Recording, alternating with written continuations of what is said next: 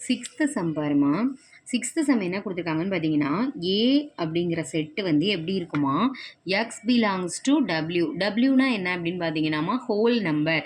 Whole number அப்படின்னா என்ன? Whole நம்பர்னா நமக்கு எதுலேருந்து ஸ்டார்ட் ஆகும்? ஜீரோலேருந்து ஸ்டார்ட் ஆகும். 0 1 2 3 4 எக்ஸெட்ரா போயிட்டே இருக்கும், எது வரை? இன்ஃபினிட்டி வரைக்கும். அப்போ டபிள்யூ அப்படின்னா என்ன அப்படின்னு பார்த்தீங்கன்னா ஹோல் நம்பர். அப்போ நமக்கு ஹோல் நம்பருங்கிறது என்னன்னு தெரிஞ்சால் மட்டும்தான் நம்ம இதை என்னன்னு எழுத முடியும். என் அப்படின்னா என்னது? Natural number. நேச்சுரல் நம்பர் எதுலேருந்து ஸ்டார்ட் ஆகும்? 1லேருந்து ஸ்டார்ட் ஆகி போய்கிட்டே இருக்கும். ஓகேவா? ஹோல் நம்பர்னா 0லேருந்து ஸ்டார்ட் ஆகும், நேச்சுரல் நம்பர்னா 1லேருந்து ஸ்டார்ட் ஆகும். இது மட்டும் நமக்கு தெரிஞ்சால் போதும். அப்போ எக்ஸ் பிலாங்ஸ் டு டபிள்யூ. அப்போ எக்ஸுங்கிற வேல்யூ ஒரு ஹோல் நம்பர்னு சொல்லிட்டாங்க. அப்போ நான் ஹோல் நம்பர் சொல்லிட்டேன், 0லேருந்து ஸ்டார்ட் ஆகி போய்கிட்டே இருக்கும். ஒரு கண்டிஷன் கொடுத்துட்டாங்க பாருமா, எக்ஸ் வந்து லெஸ் தேன் 2. அப்போ 2வை விட சின்ன நம்பராக இருக்கணும்னு சொல்லிட்டாங்க. 2 தோ இருக்குது. 2வை விட சின்ன நம்பர் எதெல்லாம்? 1ம் 0வும் தான். அப்போ என்னோட செட் ஏ அப்படிங்கிறது எப்படி இருக்கும்?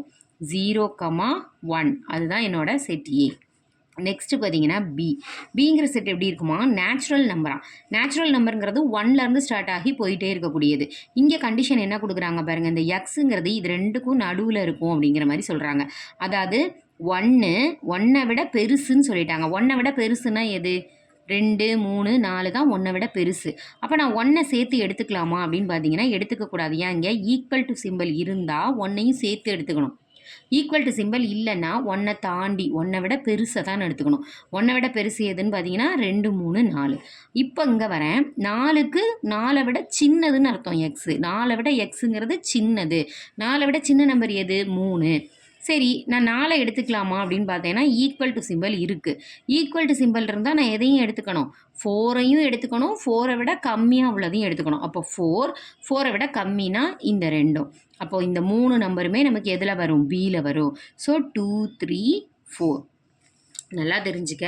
1லேருந்து இப்போ இந்த சிம்பிள் கொடுக்கலன்னு வச்சுக்கோமா, ஈக்குவல் டு சிம்பிள் கொடுக்கலன்னா 1க்கும் 4க்கும் நடுவில் உள்ள நம்பர்னு அர்த்தம். அப்போ 1க்கும் 4க்கும் நடுவில் உள்ள நம்பர் எதெல்லாம்? 2ம் 3யும் மட்டும்தான்.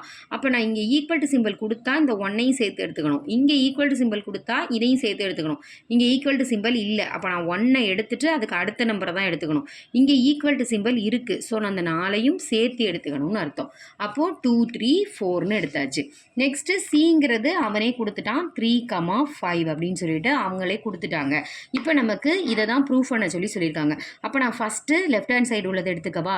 லெஃப்ட் ஹேண்ட் சைடு என்ன இருக்குது? A cross B union C இருக்குது. அப்போ நான் ஃபஸ்ட்டு எதை கண்டுபிடிக்கணும்னு பார்த்தீங்கன்னா இந்த ப்ராக்கெட்குள்ளே இருக்கிற பி யூனியன் சியை தான் கண்டுபிடிக்கணும். அப்போது பி யூனியன் சின்னா என்ன அர்த்தம்?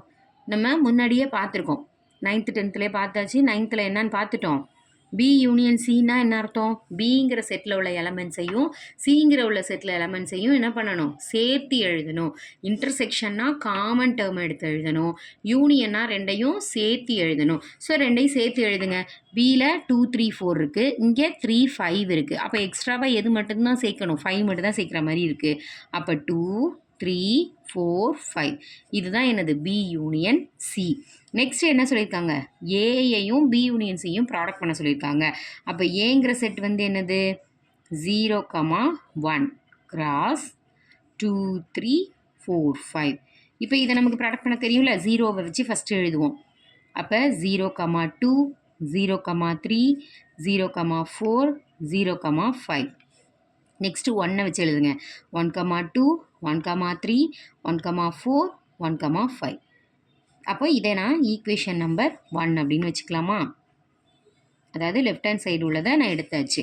நெக்ஸ்ட்டு ரைட் ஹேண்ட் சைடு என்ன இருக்குன்னு பாருங்கள். ரைட் ஹேண்ட் சைடு ப்ராக்கெட்டில் உள்ளதை தான் ஃபஸ்ட்டு முடிக்கணும். ஸோ ஏ கிராஸ் பி நமக்கு தெரியும். 0வை வச்சு எழுதணும், அப்புறம் 1 வச்சு எழுதணும். அப்போ 0, 2 0, 3 0, 4 1, 2 1, 3 1, 4. ஓகேவா? நெக்ஸ்ட் என்னது? A cross C. A cross சினா ஏயையும் சியையும் கம்பேர் பண்ணி எழுதுவியா? அப்போ ஏயையும் சியும் கம்பேர் பண்ணும்போது 0, 3 0, 5 1, 3 1, 5. ஓகேவா? இப்போ இது ரெண்டுக்கும் என்ன பண்ண சொல்லியிருக்காங்கன்னு பார்த்தீங்கன்னா யூனியன் எடுக்க சொல்லியிருக்காங்க. யூனியன்னா என்ன அர்த்தம்னு சொன்னோம்? எல்லாத்தையும் சேர்த்து எழுதுறது. அப்போது ரிப்பீட்டட் வேல்யூஸ் எழுத வேண்டாம். முதல்ல 0லேருந்து ஸ்டார்ட் பண்ணுவோமா? 0, 2 0, 3 0, 4 அடுத்தது ஒரு 0,5 இருக்குது. அடுத்தது 1,2 1,3 1,4 1,5 இருக்குது. இப்போ இது ரெண்டையும் கம்பேர் பண்ணி பாருங்கள். ரெண்டுமே எப்படி இருக்குது? ஈக்குவலாக இருக்கா?